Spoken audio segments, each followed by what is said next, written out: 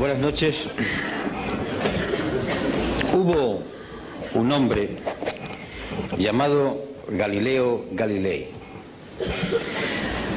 dedicado al estudio, a horas encerrado, viendo astros, sacando las conclusiones de su observación, que descubrió que la Tierra no estaba en el centro del universo, que se movía, y por tanto era el Sol el que ocupaba el centro y en torno al cual los planetas y entre ellos la Tierra giraban. Aquel descubrimiento se enfrentó a la verdad institucionalizada. El Vaticano, la Iglesia, las creencias populares del momento y la insistencia en el mantenimiento de lo que él había descubierto le costó ir a juicio. Y frente al acusado, ¿cómo podía él pensar que se había equivocado Aristóteles? ¿Cómo podía pensar él que las Sagradas Escrituras mentían? ¿Cómo podía atreverse él, un ingenuo sabio, a pensar que había descubierto algo que fuese en contra de lo que el magisterio de la Santa Madre Iglesia venía diciendo hacía siglos? Y sobre todo, ¿es que acaso el pueblo no aclamaba contra aquel que se atrevía a poner en duda la centralidad del planeta Tierra? Las presiones son tremendas. Tiene casi que abjurar. Pero en un momento, en la rebeldía última, y musitando casi con una sonrisa a lo Saramago, suave pero firme, dice en el italiano natal: "Eppur si muove", y sin embargo se mueve. Porque los cálculos matemáticos, porque las observaciones, porque el ejercicio de la razón, porque lo que sus ojos estaban viendo noche tras noche, le estaban demostrando que era la Tierra la que se movía. Pues bien, estamos hoy en la España de 1999, en la Europa de 1999 y en el mundo, en un momento en el que en otras ocasiones de la historia las sociedades han tenido que escoger un camino u otro, o seguir en la resignación o plantar cara, la rebeldía que acaba de decir Manolo Cañada. La resignación es un producto que, como cualquier droga, duerme a la gente, duerme su conciencia. La resignación es como la morfina, la cocaína o la heroína. La resignación es producto de muchas causas. Yo voy a enumerar unas cuantas. La resignación es hija de ese discurso totalizador, cual si fuese una nueva religión. No hay más verdad que la competitividad. No hay más santos ni más poderes que los mercados. La economía tiene que crecer constantemente, no importa que se contaminen las aguas, que se contaminen los ríos, los mares o los aires. Competitividad, crecimiento sostenido y los mercados. Eso es lo único que importa. Su poder no puede ser contestado. Y además nos demuestra la existencia de las propias sociedades que esto es lo que produce bienestar. Y no importa que las personas de la calle vean que ese bienestar no le ha llegado al hijo o a la hija, que tiene que ir a la empresa de trabajo temporal que le cobra el 40% de la nómina por colocarlo en una empresa. No importa que la persona que todavía tiene una pensión que no llega al salario mínimo interprofesional y está casi a la mitad, 69.000 y pico de pesetas, la mitad de eso, a veces no llega. No importa el paro de aquel que entró en los 45 años. No importa que la mujer, madre y esposa, pero que además tiene que trabajar, no cobra lo mismo igual que el hombre haciendo la misma tarea, violando artículos enteros de la Carta Fundacional de las Naciones Unidas y la Declaración Universal de Derechos Humanos y texto de la Constitución Española. No importa, porque le están diciendo que no hay más bien que la competitividad, lo bien que vivimos, lo bien que vamos, los datos, las cifras. No importa que la gente vea o quiera ver en su entorno y a su alrededor hechos que están contradiciendo ese mensaje. Porque para que no se vea, o porque para sea menos hiriente, hay sucedáneos. Ahí tenéis la televisión, fútbol, mucho fútbol. más fútbol que en épocas anteriores de la historia de España. Ahí tenéis concursos degradantes que no alimentan la razón, el estudio, el análisis. Ahí tenéis la vida de los personajes populares que se diseccionan y se abren para que atisbemos como si fuéramos aves carroñeras y, olvidando el entorno que tenemos, entremos en lo que ocurre en sus alcobas. Ahí está toda una literatura de evasión para que la gente no vea y por tanto confunda su existencia real con la existencia que le ponen en las pantallas o en los informativos, para que ocurra como aquello que tantas veces digo de la viejecita que a finales del siglo XIX estaba vendiendo cerillas a la puerta del Palacio de la Ópera de Madrid en un mes de enero a las 2 de la madrugada, aterida de frío y envuelta en una toquilla vendiendo cerillas para poder subsistir, y cuando entraban hombres y mujeres envueltos en armiños, en capas, con lujo y con joya, decía: qué bien vivimos en Madrid. Un caso de alienación, un caso de suplantación, un caso de drogadicción. La imagen, lo bien que vivimos, las historias de alcoba, las revistas del corazón, las frivolidades que hacen olvidar lo que ocurre diariamente, o si se ve, se eleva a otra categoría, como si no fuese lo real.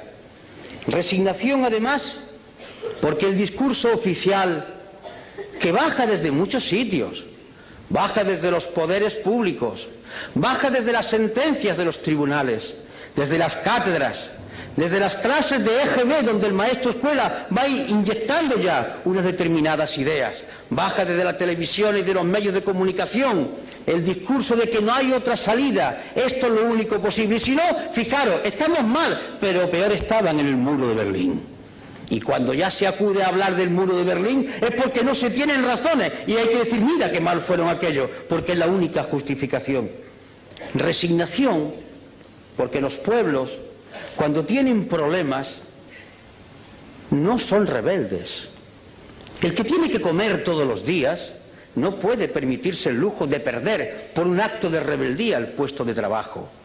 La rebeldía siempre ha surgido de aquellos que comían todos los días. De aquí la gran culpabilidad de muchos intelectuales españoles que, comiendo todos los días bien del pesebre o bien de su trabajo, no han sido capaces de decir basta a esta situación de degradación.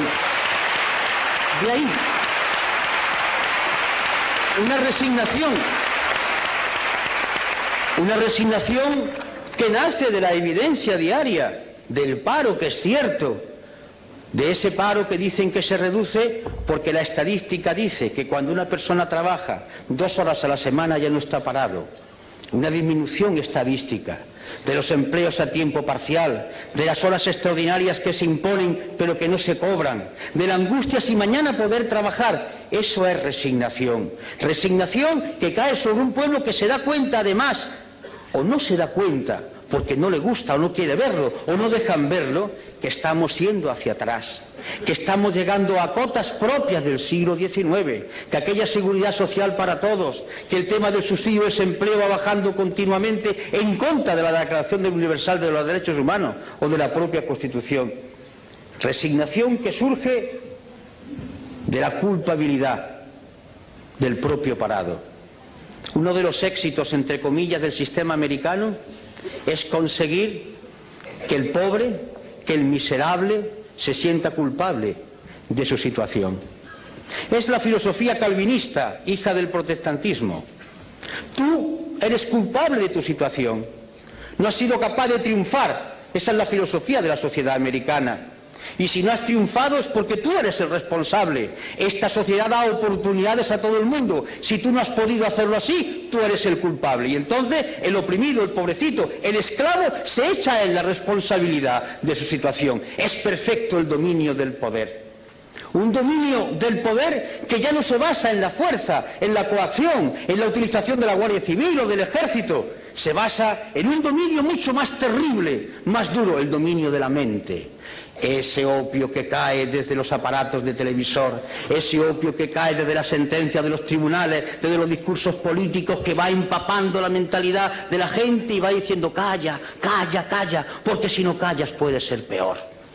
Esa es la resignación que se produce como consecuencia de sentirse separado, que él es el autor de su situación. Y por tanto aquel compañero que ha sido acusado de que cobró una vez indebidamente el seguro de desempleo, ¡ah, miserable, tú eres el culpable! No importa que los ladrones de alto copete sean exhibidos como figuras brillantes a enseñarle a los hijos como ejemplo a seguir, pero el miserable que ha estafado solamente un mes del seguro de desempleo es el culpable de todo lo que está ocurriendo. Eso es resignación. Resignación que surge de los medios de comunicación, y no se me enfaden las cámaras, no va con vosotros, pero va con los que tienen el poder en vuestras empresas, va contra aquellos que optan por decirle al pueblo una parte de la verdad. Resignación que consiste en dar un credo único, decir todos amén a la competitividad, a la moneda única, estamos mejor que nunca, amén, amén, amén. Es el coro como una letanía que va uniformando el pensamiento, que va haciendo seres totalmente iguales, como describía lo que podía ser el futuro Orwell en 1984. Esa resignación, por tanto, es hija de una economía, de un sistema político que confunde muchas cosas. Una información que está haciendo surgir en nuestros universitarios, en nuestros institutos, en nuestras academias, en las escuelas básicas, la cultura del sí o no, propia del ordenador. La vida está llena de colores, de tonos, y por tanto el lenguaje es mucho más vivo cuanto hay más cosas que hay que ser descritas. Sí o no, blanco o negro, derechas o izquierdas. Conteste usted como el ordenador, afirmativo, negativo, afirmativo, negativo. Se busca ya no al ser humano pensante capaz de la reflexión, de la duda o de la inquietud, se busca al esclavo sin pensamiento. Y por eso no se quiere la historia, y por eso se desdeña la memoria, porque los seres humanos somos hijos de la memoria. Yo soy lo que soy porque viví con mis padres, mis recuerdos, mi historia, mis vivencias. Yo soy la actualización de todo un pasado que está vivo. Si me quitan la memoria soy un zombi, un muerto viviente. Y queremos pueblos de muertos vivientes, que se estimulen por el último partido del Mars Madrid, que se estimulen por la última historia del tal o cual conde o de tal o cual señora, que digan en los corrillos, incluso en los parlamentos y en los lugares donde había que debatirse de los problemas, se cuenten chistes de la vida privada para olvidar la tremenda realidad. Escapismo, droga. Igual que la heroína, igual que la cocaína, droga, escapismo, sedar el pensamiento, aniquilar el espíritu crítico y por tanto fomentar la resignación y frivolidad, mucha frivolidad. Y por tanto la política entendida como compraventa de votos. No importa, ¿qué es lo que quiere el pueblo? Al pueblo al cual convenientemente se le va a decir lo que quiere a través de determinados medios. Más fútbol, pues más fútbol. Pero es que yo pienso que no, es que tú tienes que decir lo que le gusta al pueblo, al cual yo, mediante medios de comunicación finísimos, le voy diciendo qué es lo que le conviene. Pero yo represento un proyecto, yo quiero explicar un proyecto, yo quiero dirigir a mi pueblo del cual formo parte para decirle el punto de vista de nuestra organización. No, no, no, lo que conviene es que ganes votos. Eso no está bien dicho. Tienes que ser respetable, tienes que hablar y decirlo políticamente correcto, el buen tono, como el chico de la burguesía del siglo XIX. Niño, eso no se hace, eso no se dice, tú lo haces por bajo cuerda, porque todo debe permanecer como si aquí no ocurriera nada. Es decir, la cultura de la hipocresía, crear una sociedad hipócrita, que miente a sabiendas, que sabe que está diciendo algo que nadie cree, pero lo importante no es decirlo, lo importante es que hay que hacerlo, pero que no se diga. Y ese cáncer va avanzando, degradando, corrompiendo y aniquilando las fuerzas para combatir. Y ese es un camino, sin duda dulce, es la muerte lenta, como se consume un brasero, como van muriendo aquellos que beben la cicuta, muerte que le dieron al gran Sócrates. Va durmiendo paulatinamente todo el organismo y se muere uno con la sonrisa en los labios, pero muere. Y el otro camino es lo que ha dicho Manolo, rebeldía. Pero la rebeldía no es un gesto altisonante, no es un grito, no es un insulto, no es una pedrada, no es una mala contestación, es mucho más profundo. La rebeldía es un grito de la inteligencia y de la voluntad que dice, y lo voy a decir en Román Paladino, no me da la gana de decirle que sí a esta actual situación. ¿Por qué? Porque no quiero. y me niego a decirle que sí, porque entiendo que puede haber otra situación y por tanto yo no asumo esta podedumbre y no participo de ella y lucho contra ella. Y esta actitud es una actitud intelectual. Y cuando digo intelectual no quiero hablar de universitario, de la mente de cualquier ser humano. Es un posicionamiento que nace de la mente y del corazón, del fuego, del querer cambiar. Esta es la rebeldía fundamental. Lo otro son voces, son chillidos, son insultos, son graznidos. Dale caña, circo romano. No, la rebeldía no es ni más ni menos que el posicionamiento con otros valores y la decisión de hacerle frente. Rebeldía para decir que no aceptamos que la competitividad y el mercado sean los que rijan los destinos de las sociedades, que entendemos que hay una Declaración Universal de Derechos Humanos que tiene que cumplirse y que eso significa sociedad de pleno empleo, donde el hombre y la mujer sean exactamente iguales, donde no haya marginados y que costará mucho tiempo y mucho sacrificio, pero es hermoso luchar, incluso morir por eso, porque morir tenemos que morir, muramos por lo menos luchando por un ideal noble y no consumiéndonos como un brasero.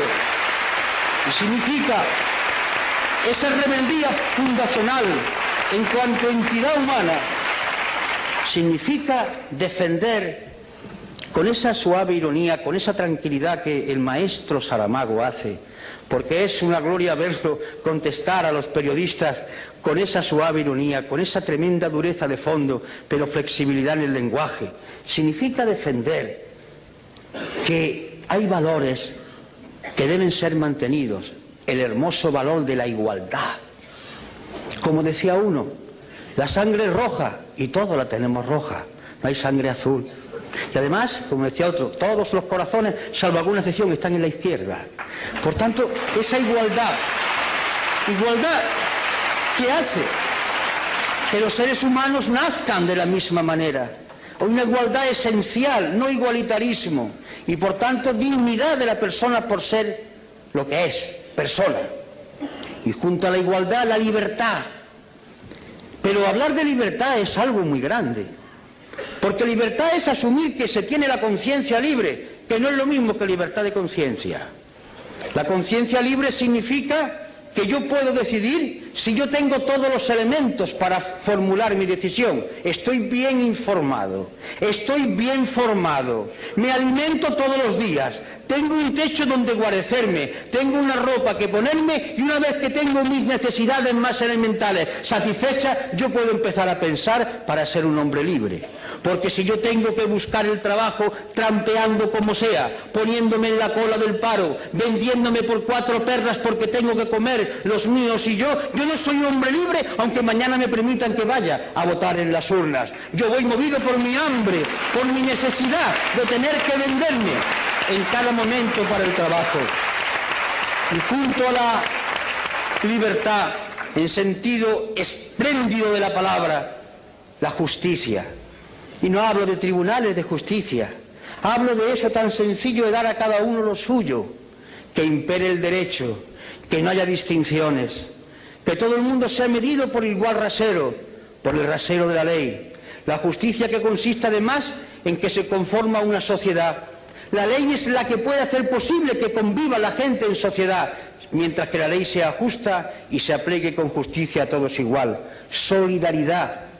Es un mensaje que nos puede hermanar a todos aquellos que hablaban del internacionalismo proletario, que sigue estando vigente, aquellos que hablan de la hermandad de los seres humanos y porque hacen referencia a sus creencias basadas en la teología de liberación, a otros que hablan desde otros supuestos de liberación humana, a otras propuestas de liberación. De acuerdo, solidaridad, que consiste en afirmar tranquila y serenamente que no merece la pena luchar por banderas, que la única bandera es la moneda del planeta Tierra y la humanidad es una sola raza, una sola y única raza, y que merece la pena luchar por ella. Y esto es muy importante, informado, no porque se le den muchas noticias, hay diferencia entre la noticia y la información. La noticia es una mercancía que se da para que se consuma, la información es un dato que se da para que la gente piense y a partir de ahí extraiga sus consecuencias. Y desde la izquierda, hablar de austeridad. A mí particularmente me gusta esta palabra. La austeridad, hablar de austeridad fue la palabra que vertebró un discurso de Enrico Berlinguer. aquel secretario general del Partido Comunista Italiano que murió en la tribuna, hablando precisamente de austeridad. La austeridad en el sentido romano, mediterráneo. Austeridad no es miseria. Austeridad significa vivir dignamente, normalmente, no malgastar los recursos naturales, poseer uno cosas, sino que las cosas lo posean a uno, no ir constantemente atentando con la naturaleza en un consumismo feroz.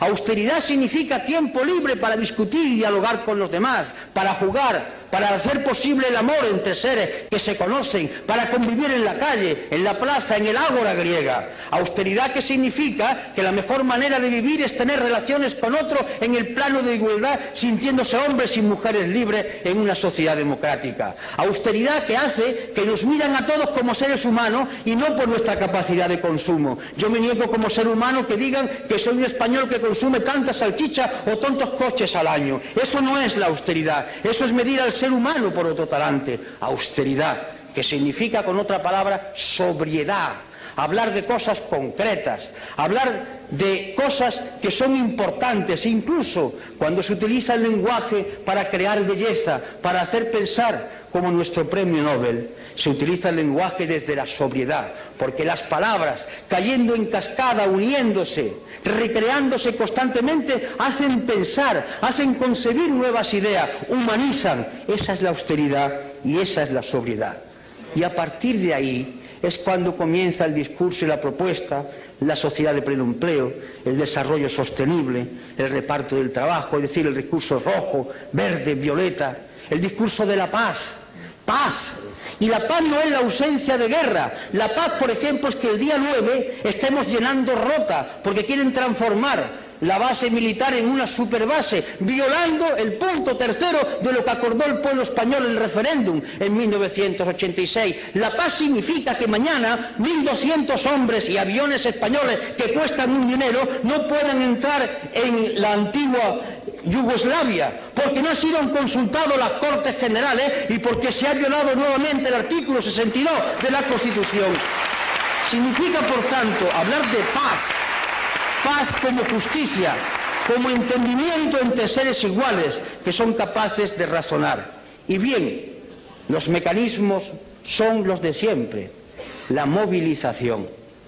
¿Qué es movilizar? Desde la izquierda, siempre movilizar no ha sido solo llenar las calles de gente, que también. Movilizar ha sido concienciar. Nosotros existimos, los que queremos pensar por nuestra cuenta, para perturbar a los demás.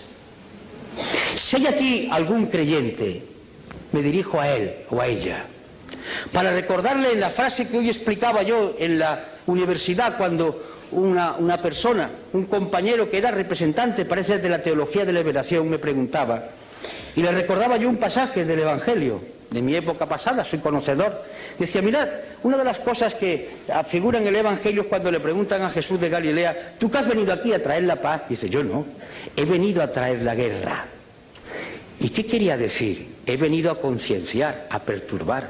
Nosotros no queremos gente tranquila, drogada, queremos gente que inquieta. Venimos a perturbar, a agitar cerebro, a mover conciencia. Existimos en la medida que movilicemos el pensamiento. Como decía en aquella iglesia que en el barrio Naranjo de Córdoba, levántate y piensa, es lo más revolucionario que he visto en mi vida, porque la rebeldía empieza aquí, en la cabeza que dice, no sirvo, no me da la gana, no quiero asumir estos valores. Movilización que significa, por tanto, ese esfuerzo por pensar y por hacer pensar. Los grandes revolucionarios de la historia, la característica fundamental fue que hicieron pensar. La revolución la hicieron las gentes, las masas, los colectivos, pero el valor de ellos es el pensamiento que pusieron en marcha, es el concepto de la movilización en torno a lo concreto y con las alianzas de todo el pueblo. Por eso hacemos llamamientos, queremos unidad, pero no para repartirse sillones, para hacer programas de transformación. ¿Qué hacemos en el pueblo? ¿Qué hacemos en la comunidad autónoma? ¿Qué hacemos en España? ¿Qué hacemos en Europa? Alianzas. Alianzas entre gentes que coinciden básicamente, parece ser, por lo menos teóricamente, en que quiere cambiar el mundo. Pongámonos de acuerdo que podemos cambiar ahora, pero cambiar un sillón por otro, eso ya no es correcto, eso lo hacen los otros, desde tiempo inmemorial. Y por último, la cultura. La palabra cultura viene de cultivo, cultivarse, hacerse ser humano cada día más. La cultura no es saber muchas cosas, la cultura es captar todo aquello que la humanidad ha ido produciendo y que nos mueve desde el arte al estremecimiento por degustar la belleza, a entender cómo la humanidad ha ido superando determinados problemas. Un hombre culto no es un hombre que esté rodeado de libros, que también puede ser. Un hombre culto es un hombre que mira al mundo con mirada independiente y libre. Un hombre culto puede ser un campesino de nuestras tierras.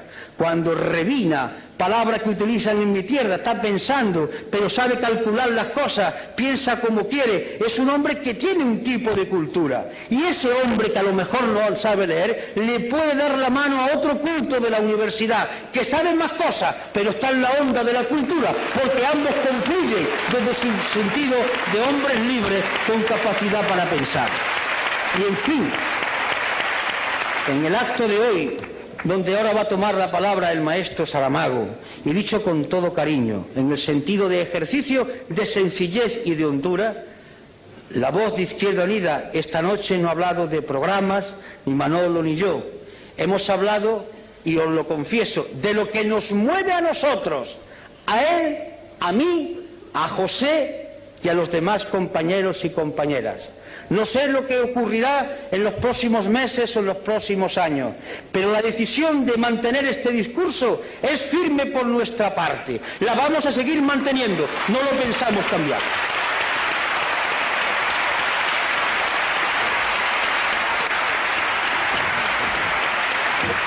Gracias.